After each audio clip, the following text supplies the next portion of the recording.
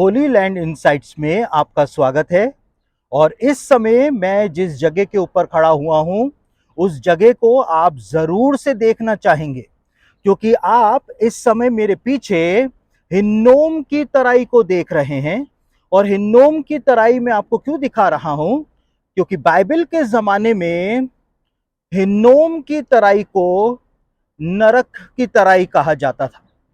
और साथ ही साथ हिन्नोम जो शब्द है, उसको ग्रीक लैंग्वेज के अंदर गहना कहा जाता है। और यीशु मसीह ने हिन्नोम की तराई का ही उदाहरण दे करके अपने शिष्यों को नरक के बारे में बहुत सारी बातें बताई थी। क्योंकि ये हिन्नोम की तराई जो थी, यहीं पर ही जो अपराधी हुआ करते थे, उनकी लाशों को जलाया जाता था। साथ ही साथ यहाँ पे पूरे शहर का जो कूड़ा होता था, मल होता था, वो यहीं पर ही ला करके फेंका जाता था। और साथ ही साथ में जो यरूशलेम था, उसके अंदर कुत्ते नहीं रख सकते थे। कुत्ते जो हैं, सारे शहर के कुत्ते, जंगली कुत्ते, वो सब हिन्नोम की तराई में बाइबल के जमाने में रहा करते थे। और इसी वजह से हिन्नोम की तराई जो थी, यहाँ पे रात भर कुत्ते रोते रहते थे। यहाँ पर बदबू ही बदबू आया करती थी। और यहाँ पर अपराधियों की लाशें जलती रहा करती थी। और यहाँ पे अपराधियों की लाशें फेंकी भी जाती थी, जानवरों की लाशें फेंकी जाती थी। तो जब हवा चलती थी यहां से और यरूशलेम की तरफ यदि हवा का रुख होता था, तो हिन्नोम की तराई से एक सड़ी हुई बदबू जो है, वो हवा के साथ यरूशलेम जाया करती थी, जो यरूशलेम के निवासी जिसको बर्दाश्त नहीं कर पाते थे।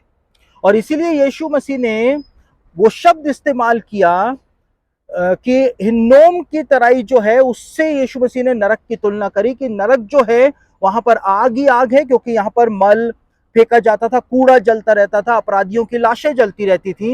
यीशु मसीह ने कहा कि वहां पर आग ही आग है। यहाँ पर अंधेरा रहा करता था, कुत्ते रोते रहा करते थे, बदबू आती थी।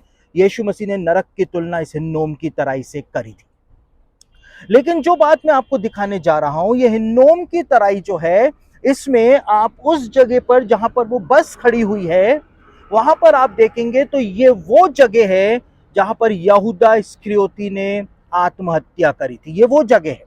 आज वहां पर एक चर्च बनाया हुआ है उस जगह को मार्क करने के लिए कि यहूदा ने उस जगह के ऊपर आत्महत्या करी थी। और लिखा हुआ है बाइबल के अंदर, नए नियम के अंदर, कि जो 30 चांदी के सिक्कों में यहूदा इस्करियोती ने यीशु मसीह को बेचा था, उन सिक्कों को वो मंदिर के अंदर याजकों के सामने फेंक गया था। और याजक जो थे, उन्होंने इस बात को कहा था कि ये लहू का पैसा है, इसलिए हम इसको वापस से खजाने में नहीं रखेंगे।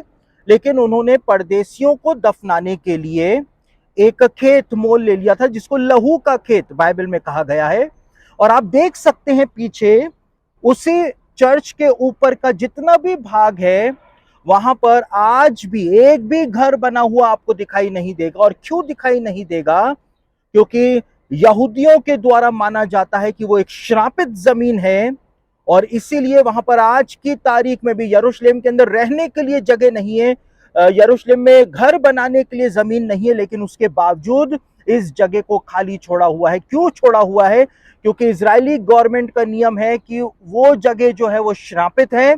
और इसलिए इस पूरी तराई के अंदर आपको कहीं पर भी एक भी घर, दुकान बनी हुई दिखाई नहीं देगी।